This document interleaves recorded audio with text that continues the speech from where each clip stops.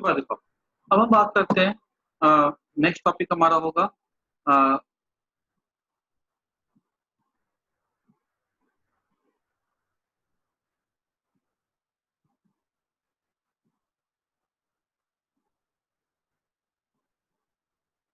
External and internal forces.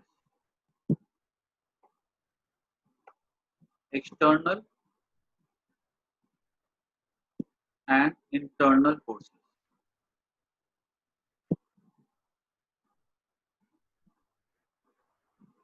अगर मान लो कोई आदमी है जो कि सिस्टम में रह करके अगर फोर्स अप्लाई करता है तो उसको हम लोग कहते हैं इंटरनल फोर्स। और अगर वही आदमी सिस्टम के बाहर जा करके फोर्स अगर अप्लाई करता है तो वो एग्जांपल हो जाएगा एक्सटर्नल फोर्स। जैसे एग्जांपल ले लो कि मान लो कि एक बस है,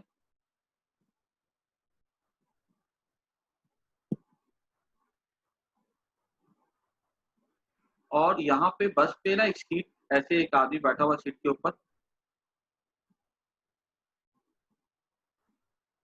ठीक है, और वो क्या कर रहा है, सामने वाली सीट को ऐसे करके धक्का देता है।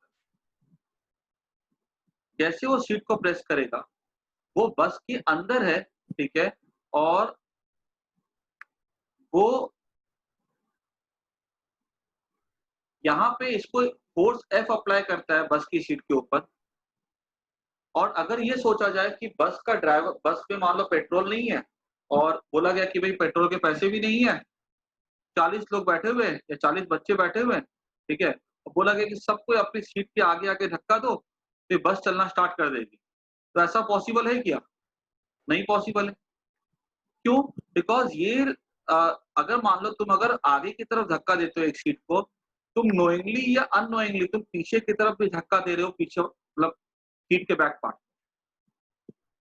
ये जो पीछे की तरफ जो धक्का देते हैं ना, इससे क्या होता है, ये जो फोर्स हमने अप्लाई किया ना, ये हमारा फोर्स हो जाता है इंटरनल फोर्स। क्लियर? और एक मिनट,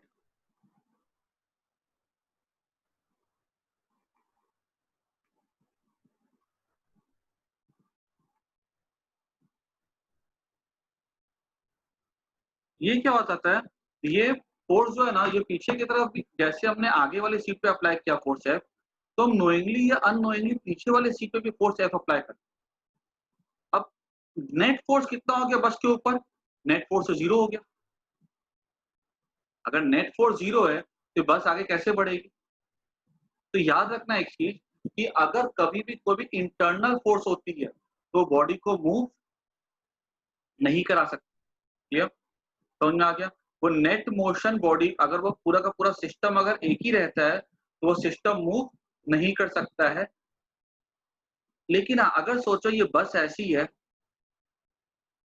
वो 40 बच्चों को बोला गया कि सब बाहर निकल जाओ, ठीक है, अब बच्चे बाहर निकलते हैं। अब क्या करते हैं बच्चे, ऐसे बस को धक्का देते हैं, ठीक है। जब वो बस को धक्का देंगे ऐसे, आप देखो वो सिस्टम से अलग हो गए। पहले ये सिस्टम था, बस उसके साथ में थे, जैसे अलग हो गए। अब जब ये इस पे फोर्स अप्लाई करेगा 100, ठीक है, तो वो क्या करते हैं, वो बच्चे ग्राउंड को पुश करते हैं with force 100 backward direction. Ground को जैसे पुश किया गया 100 कुछ फोर्स के साथ पीछे की तरफ, तो ग्राउंड ने आगे फोर्स अप्लाई किया 100। अब क्या होता है, बच्चे के ऊपर लग रहा है 100 न्यूटन फोर्स, लेकिन अब जो रिएक्शन फोर्स जो था, जो पीछे लग रहा था, बस पे ही लग रहा था, अब वो कहाँ पे लग रहा है, ग्राउंड पे लग रहा है। ग्राउंड और बस अलग अलग चीज है। पहले 100 लगाया तो बच्चे ने 100 फोर्स किधर लगाया, पीछे सीट की तरफ। जब वो बच्चा बाहर निकल गया, 100 फोर्स अप्लाई करा बस के ऊपर, लेकिन अब जो बच्चा जो अननोइंगली जो फोर्स अप्लाई करेगा by the help of the ground, वो किधर अप्लाई कर, by the help of the feet, वो किधर अप्लाई करेगा, ग्राउंड के ऊपर। अब देखो, अब बस के ऊपर कितना फोर्स लग रहा है, 100, क्योंकि जो अब जो बॉय जो अननोइंगली फोर्स अप्लाई करा वो 100 किस पे अप्लाई करा, ग्राउंड के ऊपर। अब इस पे तो 100 न्यूटन फोर्स है, पहले कहाँ पे लग रहा था, 100 बस पे लग रहा था, तो फोर्स कैंसिल करी थी। अब वो कैंसिल नहीं कर रहा।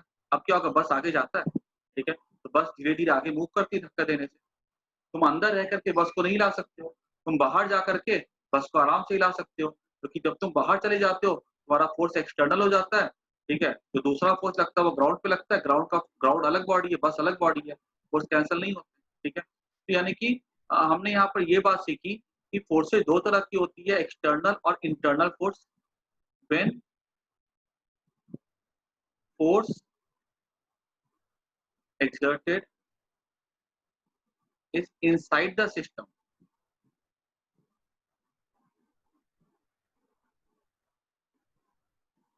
then force is internal force,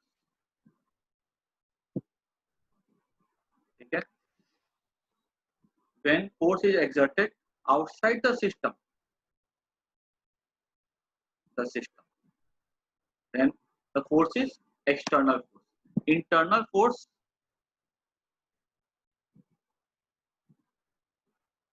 cannot reduce या cannot change inertia of system, ठीक है। एक्सटर्नल फोर्स होती है वो सिस्टम के इनर्शिया को चेंज कर सकती है। इनर्शिया चेंज मतलब सिंपल सी बात है, रेस्ट को मोशन, मोशन को रेस्ट, डायरेक्शन चेंज वगैरह वगैरह। तो आई थिंक ये समझ में आ गया सबको, ठीक है। तो बहुत ज्यादा इस पे लिखने की चीज नहीं है। एक पॉइंट और देख लो कि अगर तुम ऐसा बोलोगे कि सर बॉम्ब है, ठीक है, उस पर कुछ केमिकल रिएक्शन हुआ, इंटरनल फोर्स हुआ, बॉम्ब तो एक्सप्लोड किया, मोशन तो हो गया, एक इधर भागता है एक इधर भागता है। लेकिन देखो जब वो मोशन हुआ ना तो वो अब सिस्टम नहीं रहा, क्योंकि पहले सिस्टम था, ठीक है, अब वो सिस्टम नहीं रहा, तो इसलिए उसकी काउंटिंग नहीं हो सकती। अगर पूरा का पूरा सिस्टम ही रहता है तो मूव नहीं कर सकता। ऐसा नहीं हो सकता कि एक्सप्लोजन हुआ और ये पूरा का पूरा बॉम्ब जो है ना एक सिस्टम रह करके ऐसे चले। जब वो चलता भी है तो वो दोनों दो पार्ट में टुकड़ों में टूट जाता है, दोनों की वेलोसिटी की डायरेक्शन अलग अलग होती है, not this is no more a system. तो अगर इंटरनल फोर्स है, बॉडी अगर पूरे प्रोसेस में सिस्टम ही रह रहा है तो इंटरनल फोर्स उस सिस्टम को मूव नहीं करा सकता। क्लियर होगी बात सबको?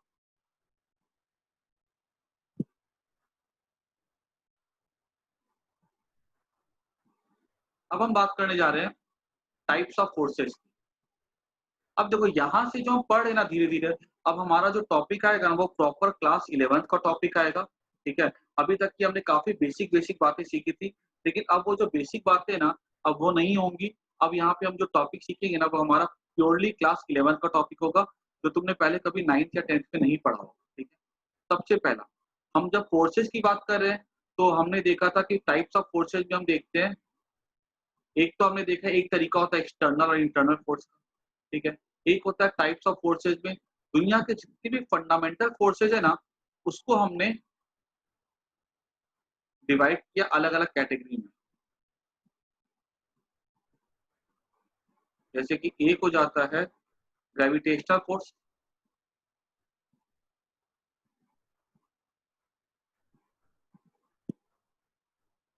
दूसरा हो जाता है इलेक्ट्रोमैग्नेटिक फोर्स,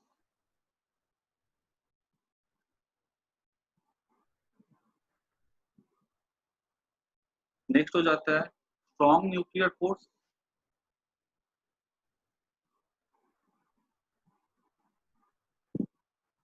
और एक हो जाता है वीक न्यूक्लियर। कुछ बुक्स में ये फोर्सेज जो है ना चैप्टर 1 में दी जाती है, कुछ बुक्स पे लॉज ऑफ मोशन में दिया जाता है, तो कहीं भी दिया रहा है तुमको बस पता होना चाहिए। ग्रेविटेशनल फोर्स कौन अप्लाई करता है? तो आंसर है अर्थ अप्लाई करती है। इस फोर्स का फॉर्मूला था G m1 m2 by r पर होता है। ये हमको अभी ज्यादा कुछ पढ़ना नहीं है। इलेक्ट्रोमैग्नेटिक फोर्स, इलेक्ट्रोमैग्नेटिक फोर्स किसकी वजह से होता है? ये होता है because of force between the two charge particles. कैसे होता है? जैसे हमने पढ़ के रखा था कि दो चार्ज प्लस प्लस चार्ज क्या करते हैं? रिपेल करते हैं, माइनस माइनस चार्ज रिपेल करते हैं, प्लस माइनस अट्रैक्ट करते हैं। तो वो जो चार्ज के बीच में जो फोर्स होता है ना उसको हम लोग कहते हैं इलेक्ट्रोमैग्नेटिक फोर्स। वो फोर्स मैग्नेटिक फोर्स जो पढ़ के रखा था क्लास 10th में कि एक मैग्नेट दूसरे मैग्नेट को खींचता है, ठीक है, वो भी चार्ज की वजह से होता है, मूविंग चार्ज की वजह से होता है, इसलिए वो भी किस में काउंट हो जाता है? इसमें ही। तो इलेक्ट्रोमैग्नेटिक फोर्स, ठीक है, मतलब इलेक्ट्रिक चार्ज या मैग्नेटिक फोर्स को हम लोग क्या बोलते हैं? Electromagnetic force. इसकी डिटेल स्टडी हमको 12th में जाके करनी होगी। 12th में समझ लो तुम लोग का जो 50% पोर्शन होता है ना वो इसी बात पे ही डिस्कशन होता है। अच्छा, इलेक्ट्रोमैग्नेटिक फोर्स को अगर हम और देखें ना एग्जांपल अगर इसके, तो इलेक्ट्रोमैग्नेटिक फोर्स के एग्जांपल हो जाते हैं जैसे कि नॉर्मल फोर्स, टेंशन फोर्स, ये सब कोई इसी के सब कैटेगरी होते हैं। उसके बाद फ्रिक्शन फोर्स, उसके बाद स्प्रिंग फोर्स, ये सब एग्जांपल हो जाते हैं इलेक्ट्रोमैग्नेटिक फोर्स। ठीक है, कैसी होती है? जैसे देखो, मान लो कोई सरफेस है, उस पे हमने ब्लॉक को रखा। ठीक है, जैसे ब्लॉक को रखते हैं तो ब्लॉक के क्या होते हैं, यहाँ पर जो अलग-अलग पार्टिकल्स होते हैं ना, ठीक है, वो कॉन्टैक्ट में आ जाते हैं। ठीक है, तो उसके बीच में क्या होता है, अट्रैक्टिव फोर्स लगता है। तो हम इसको ब्लॉक को ऊपर उठाने, ब्लॉक जो हम देखते हैं इस पे फोर्स कितना लग रहा होता है, mg लग रहा होता है। तो हम क्या देखते हैं, अगर mg फोर्स लग रहा है तो Newton second law of motion की वजह से इस mg की वजह से इसमें एक्सेलरेशन होना चाहिए और ये जो ब्लॉक है ना, ये नीचे की तरफ चले जाना चाहिए। लेकिन हम क्या देखते हैं, ये ब्लॉक जो होता है नीचे की तरफ नहीं जाता है, अपनी जगह पे रेस्ट पे रहता है।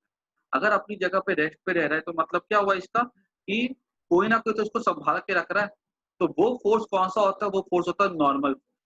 और ये किसकी वजह से लगता है, बिकॉज ऑफ दिस, ये जो एटम्स होते हैं ना बॉडीज के, और जो अर्थ के एटम्स होते हैं ना, ठीक है, ग्राउंड के या टेबल के किसी के भी हो, उनके बीच में इंटरेक्शन होता है, तो वही क्रिएट करता है नॉर्मल। तो नॉर्मल फोर्स किसकी वजह से होता है, दो चार्ज की वजह से होता है जो एटम में होते हैं, जो एटम क्लोज में होते हैं। तो normal force is example of electromagnetic force.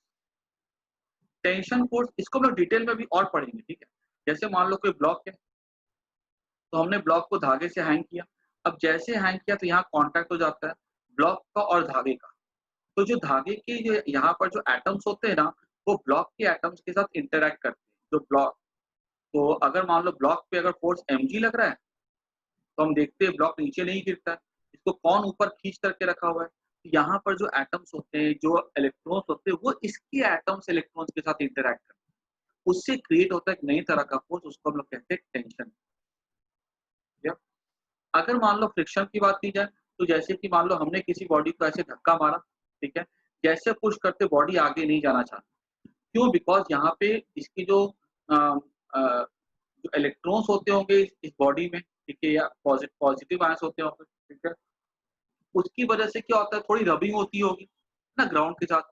Rubbing होने की वजह से क्या होगा, यहाँ पे कुछ इलेक्ट्रॉन्स बॉडी से चले जाएँगे ग्राउंड पे, तो ग्राउंड हो जाएगा नेगेटिव चार्ज, बॉडी हो जाएगा पॉजिटिव चार्ज।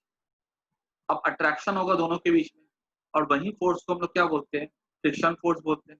तो फ्रिक्शन फोर्स भी कैसा होता है, ये भी हमारा इलेक्ट्रोमैग्नेटिक फोर्स होता है। तभी लगता है जब दो बॉडीज पास-पास आते हैं। पास-पास आने से क्या होगा, एक बॉडी के इलेक्ट्रॉन्स दूसरे के प्रोटॉन्स के साथ इंटरैक्ट करेंगे, चार्ज का ट्रांसफर होगा, जिसकी वजह से लगता है। In the same way spring भी क्या होता है, तभी लगता है स्प्रिंग फोर्स जब बॉडीज कॉन्टैक्ट में होता है स्प्रिंग के साथ।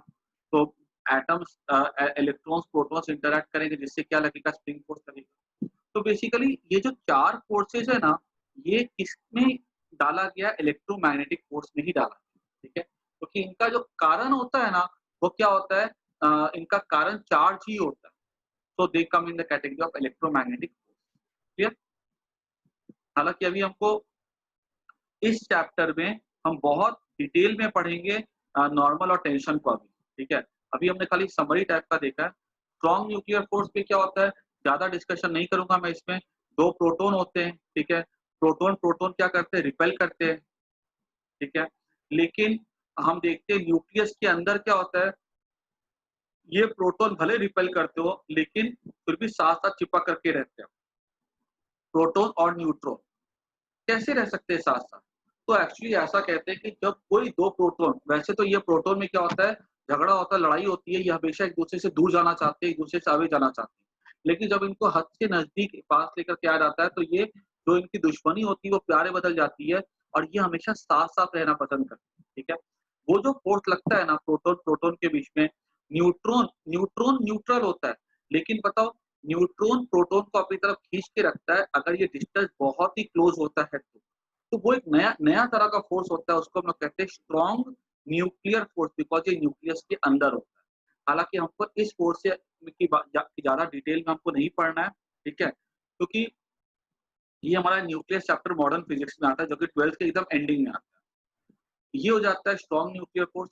अब देखा होगा कभी-कभी क्या होता है कि कोई न्यूक्लियर रिएक्शन होता है, उसमें से पार्टिकल्स निकलते हैं बाहर। जैसे पार्टिकल्स निकलेंगे, मान लो कोई अल्फा पार्टिकल है, तो वो अल्फा पार्टिकल्स के 2 प्रोटॉन और 2 न्यूट्रॉन क्या करते हैं, एक-दूसरे के साथ चिपक करके रहते हैं। इनके बीच में भी क्या होता है, एक फोर्स लगता है, उसको हम लोग कहते हैं वीक न्यूक्लियर फोर्स, ठीक है? क्योंकि ये भी न्यूक्लियस में ही होता है, बस दोनों में फ़र्क ये होता है कि ये थोड़ा स्ट्रॉन्ग होता है, ये वीक, ठीक है? ये तो हमको यहाँ पर अगर हमको कोई चीज़ अगर सबसे इम्पोर्टेंट इस टाइप्स ऑफ फोर्सेस में पढ़नी है, तो ये वाली, ठीक है? ठीक है? अच्छा, फोर्सेस को मैंने बोला आदमी को कैसे हम अमीर-गरीब में बाँट सकते हैं, ठीक है? फोर्सेस को अगर एक तरह से और समझने के लिए कोशिश की गई थी, वो था contact force, non contact force. ये एक तरीका हो गया बस कैटेगराइज़ करने का। जो स्पोर्ट्स के लिए कॉन्टैक्ट चाहिए वो कॉन्टैक्ट होता है। Normal force, tension force, friction force, spring force ये सब क्या होती है?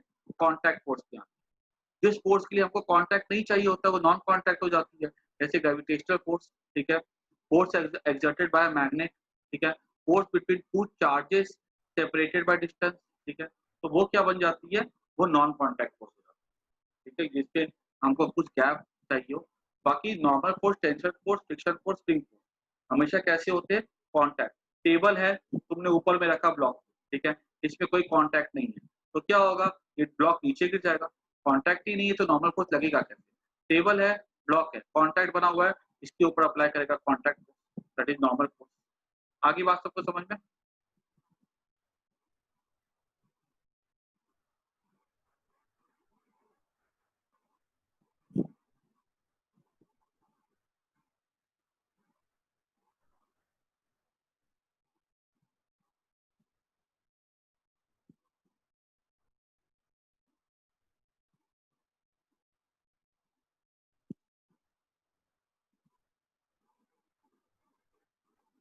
तो बैक तो यार मैंने डिलीट मार दिया वो तो। 1 मिनट रुको। हाँ,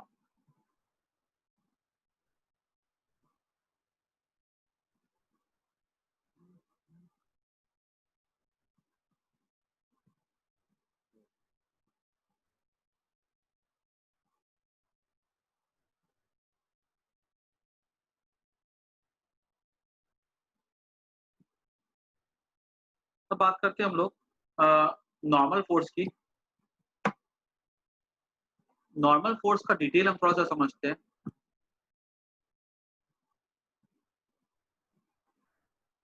ठीक है? जो हमारी सबसे इम्पोर्टेंट फोर्स है अभी, ठीक है?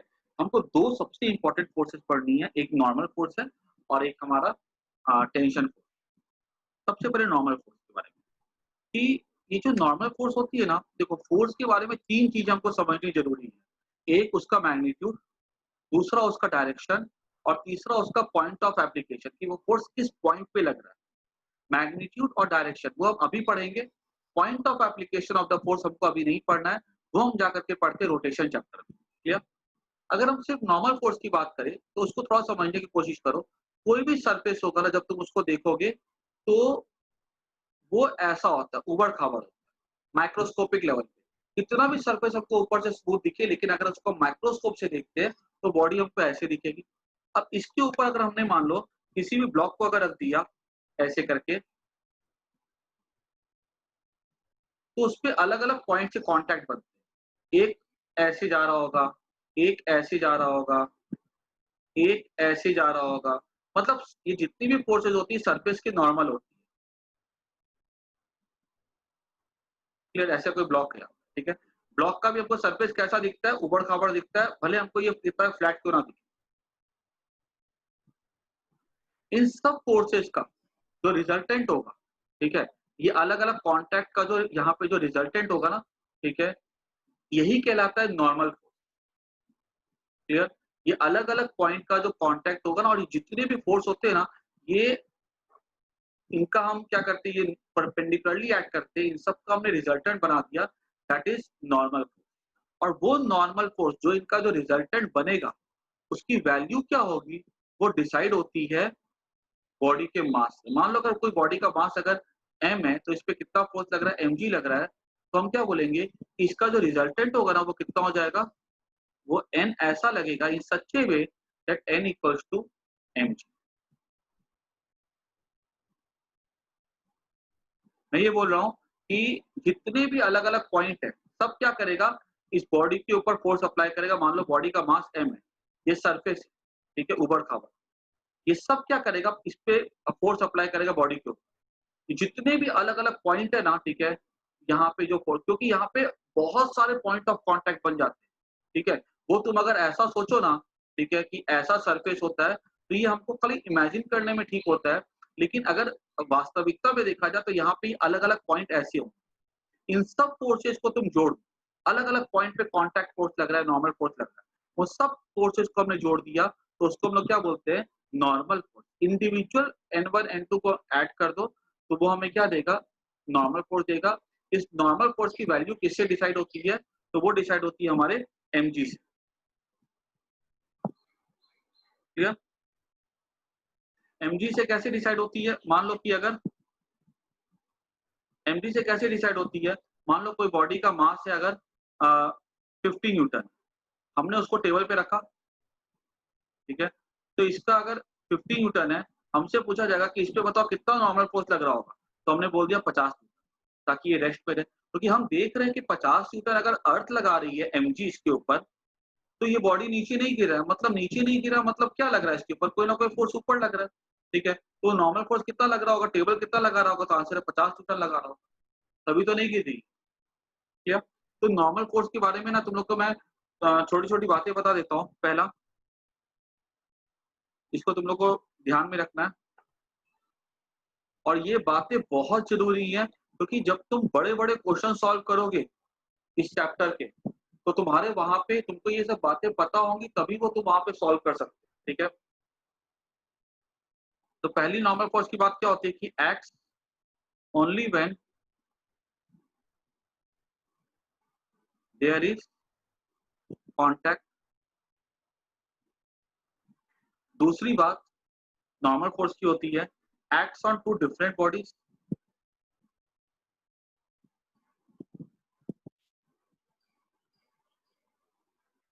ठीक है? अगर मान लो टेबल के ऊपर ब्लॉक है, ब्लॉक ने नॉर्मल फोर्स अप्लाई किया टेबल के ऊपर, तो टेबल अप्लाई करेगा ब्लॉक के ऊपर, ठीक है? ये दो नॉर्मल फोर्स क्या होती है? दो अलग-अलग बॉडी पे लगती है। अगर ब्लॉक अप्लाई करेगा टेबल पे, तो टेबल अप्लाई करेगा ब्लॉक के ऊपर, ठीक है? उसके बाद act in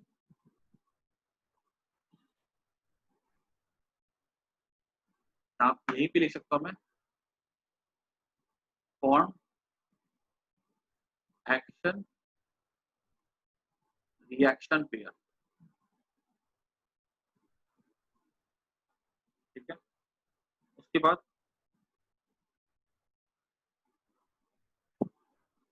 third, always acts perpendicular to surface. नाम ही नॉर्मल है, परपेंडिकुलर टू सरफेस, ठीक है? Fourth point, it has tendency to compress the body. Normal force का डायरेक्शन क्या होगा? नॉर्मल तो होता है, लेकिन नॉर्मल में कैसा होता है? नॉर्मल में तो जैसे मान लो कोई ब्लॉक है, अब टेबल पे रखा गया, तो ये टेबल जो होगा इसको इस पे नॉर्मल फोर्स कैसा लगाएगा ब्लॉक के ऊपर? ये ऐसा भी लग सकता है, ये ऐसा भी लग सकता है नॉर्मल। लेकिन नॉर्मल फोर्स हमेशा क्या करेगा? बॉडी को दबाने की कोशिश करता है, तो कॉम्प्रेस करेगा। तो ये वाला होगा, ये बॉडी को दबाएगा, टेबल बॉडी को ब्लॉक को दबाएगा। ब्लॉक क्या, ब्लॉक टेबल पे कैसा लगेगा? नॉर्मल फोर्स ऐसा लगेगा, टेबल को दबाएगा। तो it has tendency to compress the body. ये कॉम्प्रेस वर्ड जब तुम्हारे दिमाग में आता है ना, तुम उससे तुरंत पहचान सकते हो कि अच्छा, नॉर्मल फोर्स जो होता है बॉडी को कॉम्प्रेस कर उसको अंदर की तरफ दबाने की कोशिश करता है, ऐसा।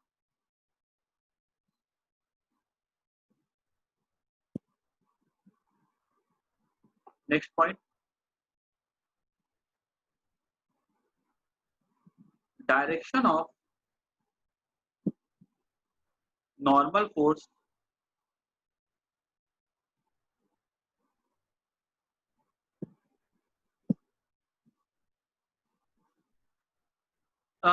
कॉम्प्रेस करने की कोशिश करता है। अगर देखो बॉडी रिजिड, जो हम बॉडी पड़ती है ना वो रिजिड होती है, ठीक है? कॉम्प्रेस कर नहीं पाता, लेकिन फोर्स ऐसा लगेगा कि उसकी टेंडेंसी होगी कॉम्प्रेस करने की। मान लो तुम्हारे पास कोई आयरन की बॉल है, तुमने उसको चारों तरफ से दबाया, तो क्या वो कॉम्प्रेस हो गया? वो तो बहुत रिजिड होता है, वो नहीं हो पाएगा। लेकिन तुम्हारी कोशिश क्या होती है कि वो उसको कॉम्प्रेस करे। कर पाए ना कर पाए अलग बात है, लेकिन टेंडेंसी होती है।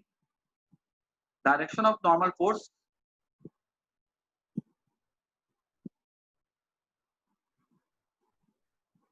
is that does not depend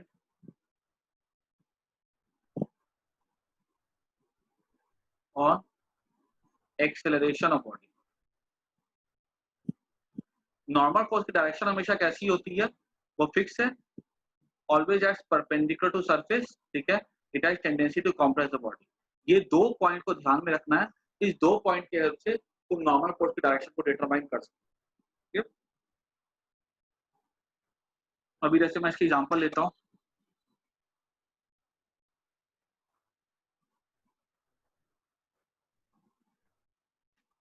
अगर यहाँ पे मान लो सीधी, एकदम सिंपल सा एग्जांपल है, सरफेस है, ब्लॉक, ब्लॉक पे बताओ नॉर्मल फोर्स कैसा लगेगा, तो मैंने बोला ब्लॉक पे नॉर्मल फोर्स ऐसा लगेगा एन। कौन लगाएगा, तो आंसर है ये टेबल लगाएगा। टेबल पे नॉर्मल फोर्स कैसा लगेगा, तो आंसर ऐसा लगेगा, ठीक है। वैल्यू सेम होगी, डायरेक्शन अपोजिट होगी, कौन से लॉ के अकॉर्डिंग, तो आंसर है Newton third law of motion के अकॉर्डिंग। दूसरा सवाल, ऐसा बोला गया है कि मान लो कोई स्फीयर है हमारे पास,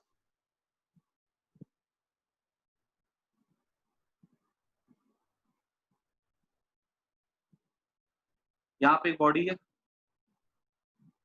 पूछा गया कि इसके ऊपर बताओ नॉर्मल फोर्स कैसा लगेगा, ये सेंटर है, तो नॉर्मल फोर्स हमेशा कैसा लगता है, परपेंडिकुलर टू सरफेस।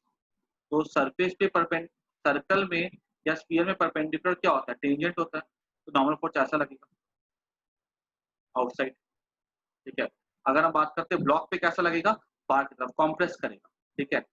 अगर हम बात करें स्फीयर पे, तो स्फीयर पे नॉर्मल फोर्स कैसा लगेगा, ब्लॉक कैसा लगाएगा, ऐसा लगाएगा, इसको खींचेंगे तो सेंटर से पास करेगा।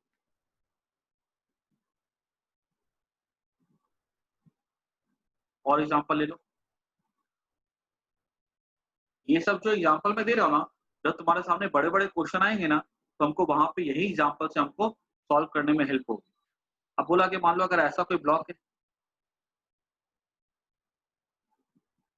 ठीक है, हमने फोर्स ऐसा अप्लाई किया एफ, तो बताओ बड़े वाले ब्लॉक पे नॉर्मल फोर्स कैसा लगेगा, तो हमने बोला बड़े वाले ब्लॉक पे नॉर्मल फोर्स, छोटा वाला कैसा लगाएगा, तो आंसर ऐसा लगाएगा, बाहर की तरफ कॉम्प्रेस करेगा ना, और सरफेस के परपेंडिकुलर।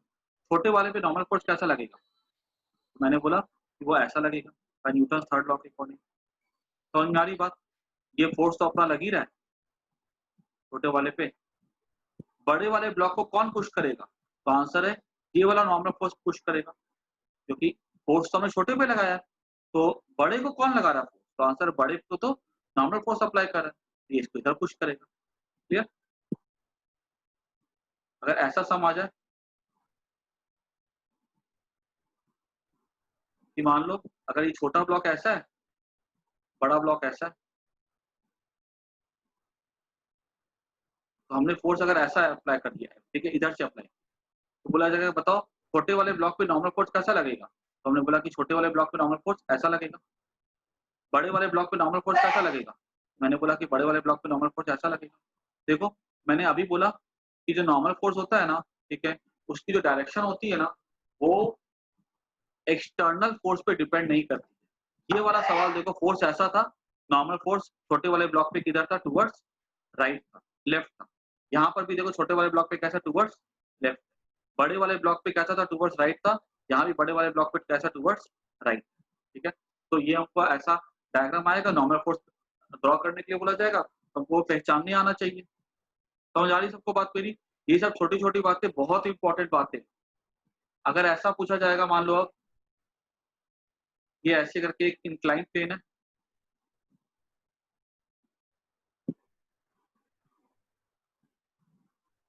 इंक्लाइन प्लेन पे बोला जाएगा कि यहाँ पे mg कैसा लगेगा, तो मैंने बोला mg तो हमेशा वर्टिकली डाउनवर्ड लगता है।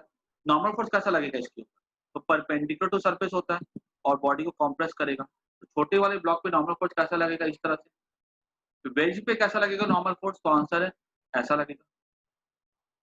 डायरेक्शन कैसी होती है, इक्वल एंड अपोजिट, वैल्यू कैसी होती है, इक्वल होती है, डायरेक्शन कैसा होता है, अपोजिट होता है। आ रहा सबको समझ में आई है, नॉर्मल फोर्स का डायरेक्शन कैसे पहचानना है।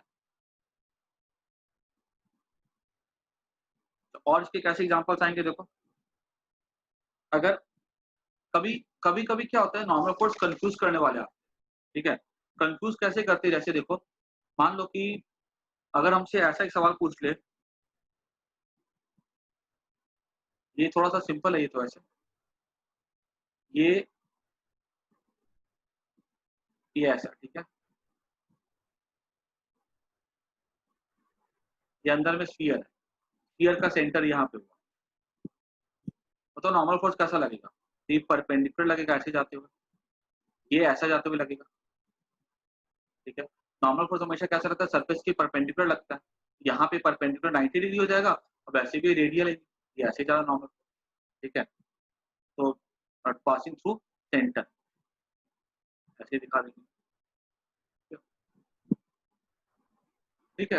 इतना बस अच्छे से पढ़ जाना, ठीक है, नॉर्मल फोर्स के, फिर हम अब नेक्स्ट क्लास में कंटिन्यू करेंगे इसके कुछ और एग्जांपल्स को, ठीक है। अभी मैं क्लास एंड कर रहा हूँ, ठीक है, बाय।